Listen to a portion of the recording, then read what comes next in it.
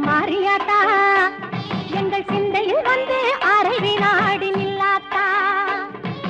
கண்ணாத்தா உன்னை காணாட்டா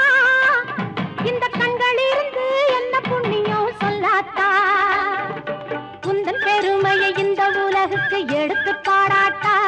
இந்த ஜென்மம் எடுத்து என்ன பயன் என்று சொல்லடி நீ ஆத்தா செல்லாத்தா செல்ல மாறியாத்தா எங்கள் சிந்தையில் வந்து